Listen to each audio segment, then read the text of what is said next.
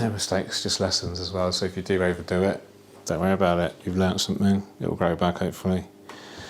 No dramas.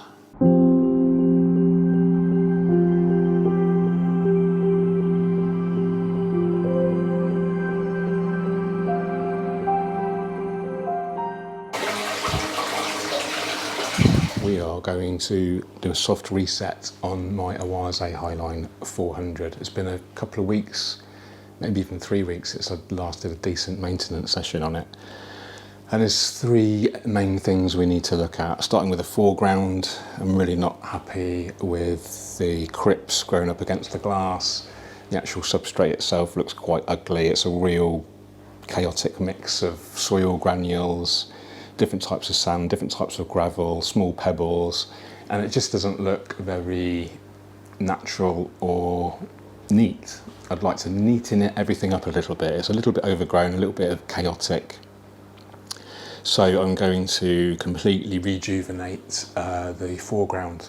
I'm going to thin out the crypts. I'm not going to remove them completely, but I'm just going to chop the leaves right back to the substrate and then put the new substrate over the top. And eventually those crypts will grow back again, and that's okay. We'll just chop them back and keep that process going.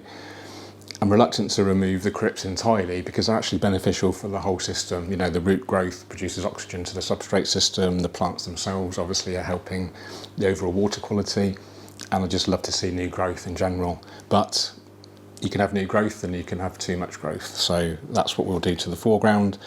I'll also probably thin out the anubias a little bit as well. That is looking really overgrown.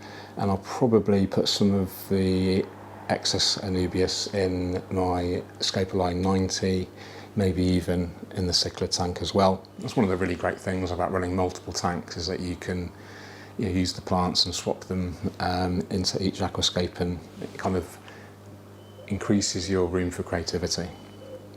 So foreground, nice and straightforward. We'll clean the rocks with a ADA steel brush, great little device, we'll talk about that later.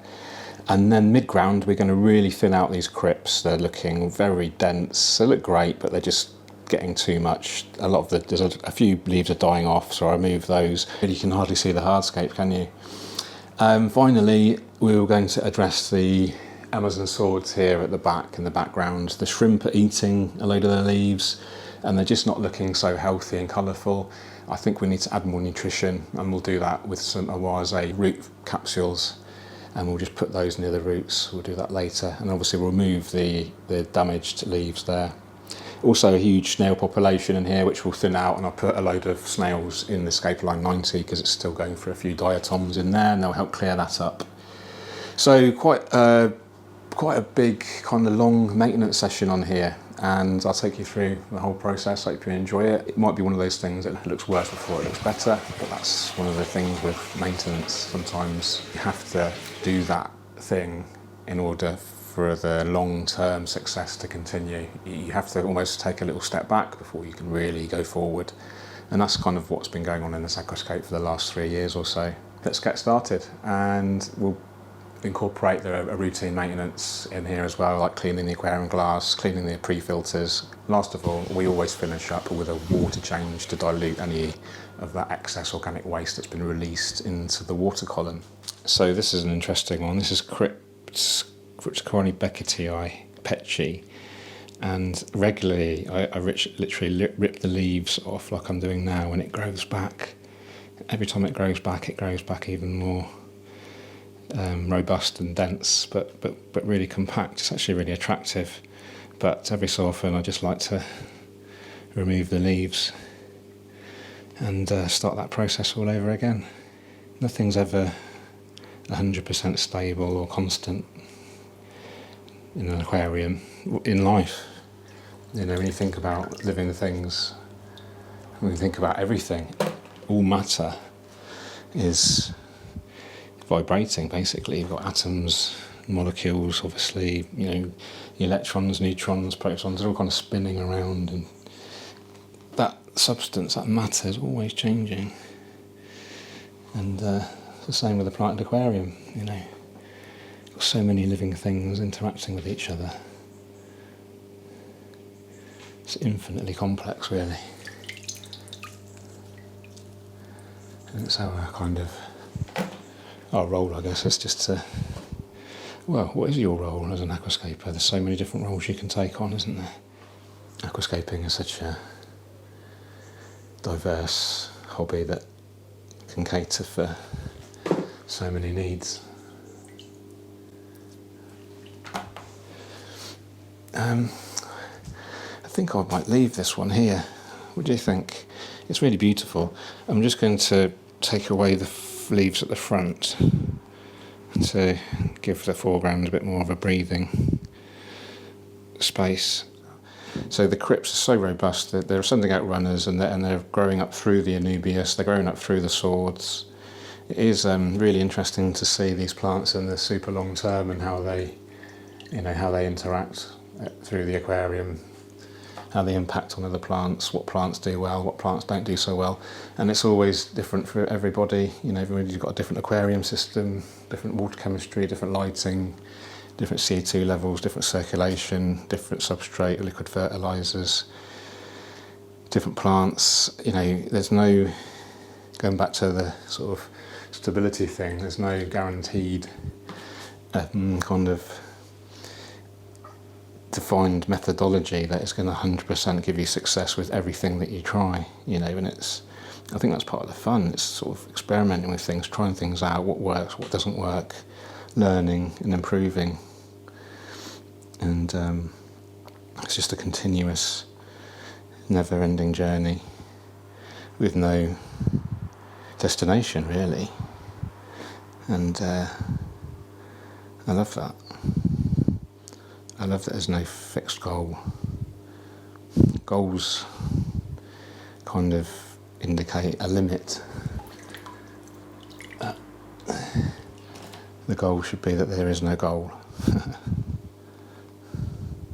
So now what I'm doing is I'm just very quickly observing any unhealthy leaves and removing them straight away. And that's before we actually go about the aesthetic trimming back to improve the overall composition. I'm just doing this as a functional health, motivated by the health of the aquarium rather than the aesthetics. And those two aren't mutually exclusive, of course. A healthy aquarium will always look better than an unhealthy aquarium. So you can see the leaves have been, I'm pretty sure they've been eaten by the amano shrimp. I did film some yesterday with my phone. I sat on the chair, the love seat opposite, with Emma, my wife, and I caught them in the act. There's about 3 shrimp all on the same leaf, nibbling away at it.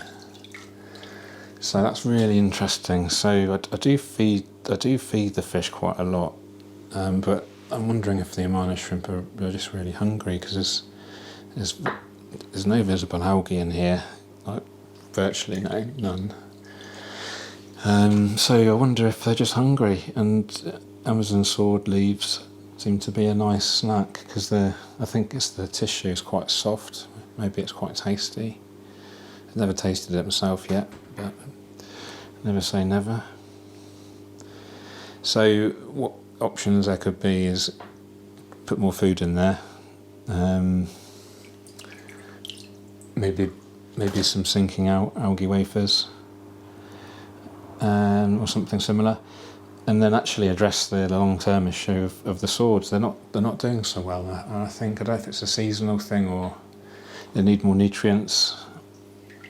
So I'm going to put some root fertilizers in once I've got rid of the affected leaves. The trouble is with the eaten leaves, the leaf will try. The plant will try to repair that leaf, but it will use so much energy doing that, where it's probably better to put that energy into growing a new leaf that hopefully won't be eaten.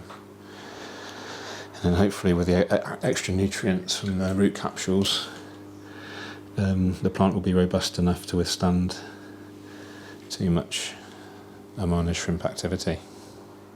So I don't know if anyone else has got experience with shrimps eating sword leaves, and what did you do to remedy that? With maintenance, there's always a mixture of corrective and preventative maintenance. hopefully you prevent it from occurring. The thing to start with, preventative maintenance, which is like your water changes, for keeping your filter clean, fertilisers, good CO2, healthy plants to start with. So that's your preventative. And then if things do go wrong, then it's your corrective. So it's important to try to get to the bottom of the leaf and remove it from the crown, the root stock. If you rip the leaf above that, you just tear the leaf at the kind of stalk. I don't know what the proper word is. The plant's just going to try to repair that, and then, like I said earlier, it's going to use the energy to repair rather than grow new. See, some of these leaves are really deformed, so that sort of indicates to me a bit of a nutrient deficiency potentially. The other thing, it could be just light blocking it has caused the deformed growth, but it's more likely going to lead to really poorly pale growth rather than deformed growth. Because I've thinned so much out, there's going to be a lot more light reaching these plants. There should be a real boost in health and colour. I'm not sure what to do about the Anubias. I think we'll take that out. I might give this to, I've got a new client to scope for next week, so I might give her these plants actually. It does feel odd, like, taking so much Anubias out, because there's literally months and months of growth there that you're just tearing out, but it's fine, it's going to grow back, just be patient. So create little groups now of Anubias instead of one coherent line. Actually define areas, which makes it look a bit more detailed, a bit more depth. No mistakes, just lessons as well, so if you do overdo it, don't worry about it. You've learnt something, it will grow back hopefully. No dramas. You probably do this kind of maintenance once every 6 months or so. And in between that, you'd just be doing little, sort of more minor trimmings and thinnings out. But it's completely up to you, This is the beauty, there's no right answer, there's no fixed solution. That scares some people. Make mistakes, fail fast, learn quicker. I'm going to net all those plants off now, and then it will be time to start the substrate. And I'll do the running water change while we're doing the substrate, because that's going to be the point where it makes the most mess.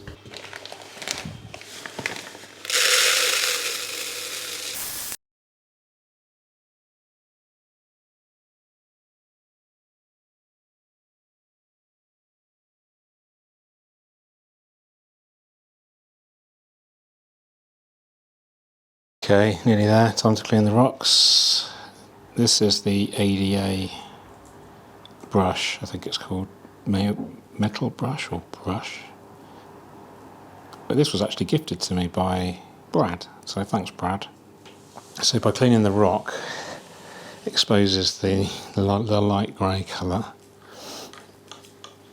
and then it hopefully harmonises better with the substrate then. So the good thing about these brushes is the bristles don't wear away. I think this is the biggest maintenance session I've done on here. Literally took out 400 leaves or so, removed the vast majority of the foreground substrate and replaced it with this. Removed loads of Anubias to give us separate groups, which I think looks nice. The crypts will take a little while to recover, to sort of fill the spaces that have been left from removing a lot of the plant matter, but so much more room for swimming for the fish as well. I mean, it was getting to the point where all the fish were up against the glass pretty much.